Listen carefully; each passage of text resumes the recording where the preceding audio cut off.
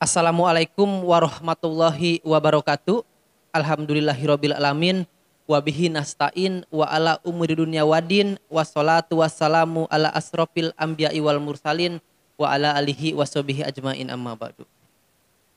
Kembali lagi bersama saya Dudung Firmansah tentunya di channel ASP TV. Sahabat ASP dimanapun Anda berada, semoga sahabat-sahabat selalu dalam keadaan sehat walafiat dan tentunya selalu berada dalam lindungan Allah. Baik, pada pertemuan kali ini saya akan menjawab sebuah pertanyaan yang datang dari sahabat ASP TV, di mana pertanyaannya itu mengenai suatu tindak pidana penipuan, di mana kronologinya itu kurang lebih seperti ini. Jadi ada seorang laki-laki yang sudah menikah dan dikaruniai seorang anak. Di mana saat sebelum menikah seorang istrinya dan keluarga si istri menjanjikan sesuatu kepada si suami, apabila ia menikahinya maka ia akan dijanjikan harta dan modal agar ia menjadi seorang pengusaha. Dan si istri pun mengaku sebagai pengusaha atau pembisnis yang sukses. Nah, ketika sudah menikah ternyata si istri bukan seorang pengusaha dan dia tidak mau mengurus rumah tangga sekalipun. Si lelaki ini awalnya ia seorang katakanlah kaya, namun setelah menikah dengan wanita tersebut ekonomi si lelaki ini semakin memburuk. Nah, ketika semakin memburuk, istri dan keluarganya justru semakin tidak memperdulikannya, bahkan seringkali istrinya kedapatan selingkuh. Dan si laki-laki ini sadar bahwa ia sudah merasa dibohongi oleh si pihak wanita dan keluarganya. Nah, kemudian ia bertanya apakah kejadian yang ia alami itu termasuk ke dalam tindak pidana penipuan atau tidak, dan apa langkah hukumnya. Saya akan membahas pertanyaan yang sudah saya tadi jabarkan, namun tentunya setelah yang satu ini.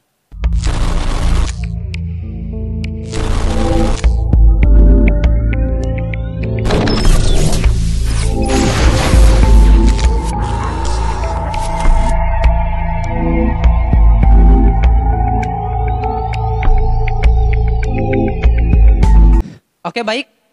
Tindak pidana penipuan tentunya sudah dijelaskan pada pasal 378 Kitab Undang-Undang Hukum Pidana, di mana di situ yang bunyinya itu barang siapa dengan maksud untuk menguntungkan diri sendiri ataupun orang lain secara melawan hukum dengan memakai nama palsu, martabat palsu, tipu muslihat ataupun dengan menggunakan rangkaian kebohongan sehingga menggerakkan orang lain untuk memberikan barang sesuatu kepadanya atau menyuruh memberikan hutang atau menghapuskan piutang, maka diancam dengan pidana penipuan, yaitu dengan maksimal penjara itu 4 tahun gitu.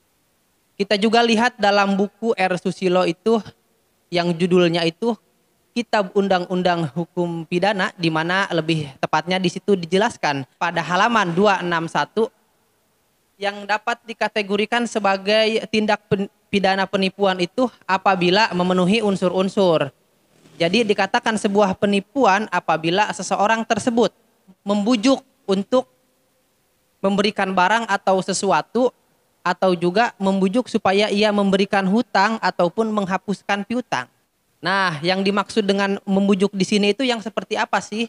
Jadi yang dimaksud dengan membujuk di sini yaitu secara melawan hukum ia bertujuan untuk menguntungkan diri sendiri ataupun orang lain secara melawan hak gitu.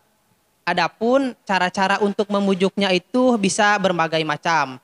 Bisa dengan menggunakan nama palsu atau keadaan palsu, bisa juga dengan menggunakan tipu muslihat atau menggunakan akal cerdiknya sehingga orang yang berpikiran normal akan terpengaruh dan terperdaya olehnya.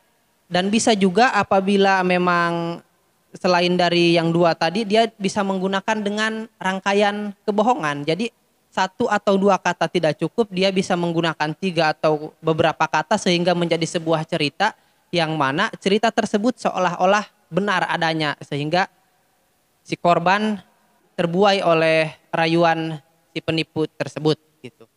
Nah, jadi seandainya istri Anda atau keluarga Anda membuat suatu rangkaian kebohongan dengan tujuan Anda agar bisa menikahi istri tersebut, dengan tujuan mereka itu mendapatkan keuntungan secara ekonomi, secara sepihak dengan melawan hukum, tentunya dapat dikategorikan sebagai tindak pidana penipuan sebagaimana yang telah dijelaskan tadi pada pasal 378 Kitab Undang-Undang Hukum Pidana dengan ancaman pidana yaitu maksimal 4 tahun. Nah, terus bagaimana sih status perkawinan Anda dengan istri Anda? Kalau memang misalkan Anda mau berpisah, maka Anda bisa mengajukan permohonan pembatalan perkawinan yaitu dengan rujukan di situ ada putusan Pengadilan Agama Kabupaten Malang nomor 4802 PDT-G-2017-PA Kabupaten Malang. Dalam putusan Pengadilan Agama Kabupaten Malang tersebut di situ dijelaskan bahwa kronologinya kurang lebih seperti ini. Ada seorang laki-laki yang dipaksa untuk menikahi seorang wanita yang sudah hamil, di mana wanita tersebut mengaku dihamili oleh si lelaki tersebut. Nah, setelah menikah, melahirkan. Jadi, setelah melahirkan tersebut, barulah si wanita cerita dan setelah dites DNA dari seorang anaknya, itu memang bukan anak biologis dari si lelaki tersebut.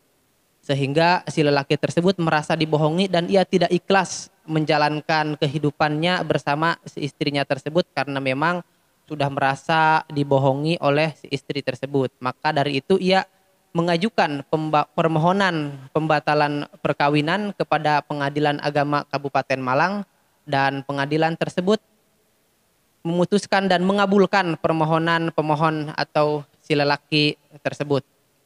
Nah, Anda juga dapat mengajukan pembatalan perkawinan dengan alasan sebagaimana yang telah dijelaskan pada pasal 27 ayat 2 Undang-Undang Nomor 1 Tahun 1974 tentang Undang-Undang Perkawinan, di mana di situ dijelaskan bahwasannya seorang suami ataupun istri dapat mengajukan permohonan pembatalan perkawinan apabila saat berlangsungnya perkawinan terjadi salah sangka yaitu mengenai diri seorang suami ataupun istri. Jadi kalau misalkan Anda saat perkawinan berdasarkan kekeliruan Anda terhadap istri Anda, yaitu memang misalkan merasa dibohongi dan berada di luar ekspektasi Anda bisa mengajukan pembatalan perkawinan kepada pengadilan yang berwenang. Kalau misalkan agama Anda Islam, maka Anda bisa mengajukan permohonan pembatalan perkawinan tersebut ke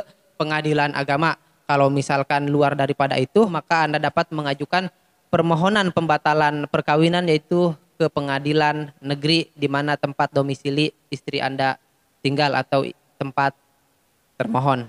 Nah, jadi kesimpulannya berdasarkan uraian tersebut, maka yang dilakukan oleh istri Anda dan keluarga Anda karena memang mereka dengan sengaja membohongi Anda agar bisa menikahi dengan tujuan mendapatkan keuntungan atau demi memperbaiki ekonomi mereka secara sepihak, tentunya itu dapat melanggar tindak pidana penipuan dengan pasal 378 Kitab Undang-Undang Hukum Pidana dengan ancaman penjara itu maksimal 4 tahun. Dan apabila Anda ingin mengurus pembatalan perkawinan, maka bisa mengajukan di mana tempat pengadilan yang berwenang. Nah, jadi intinya berdasarkan cerita tadi kita dapat belajar bahwasannya dan saya ingin memberikan saran juga kepada sahabat ASP dimanapun berada, untuk kaum wanita jangan pernah sesekali memanfaatkan seorang laki-laki dengan tujuan untuk mendapatkan keuntungan secara sepihak, karena itu tidak baik dan bisa berakhir di hotel prodeo. Nah, untuk seorang laki-laki khususnya itu yang belum menikah atau akan menikah, maka carilah wanita yang mau menemani Anda saat Anda mendaki, bukan yang menunggu Anda di puncak. Karena kalau misalkan seseorang sudah mau ketika Anda tidak punya apa-apa, berarti dia tulus mencintai Anda. Berbeda halnya ketika Anda sudah berada di puncak. Bisa saja ia tidak mencintai diri Anda, tapi ia memiliki alasan lain di balik semua itu. Saya Dudung Firmansah, terima kasih dan Wassalamualaikum warahmatullahi wabarakatuh. AS Pelopor,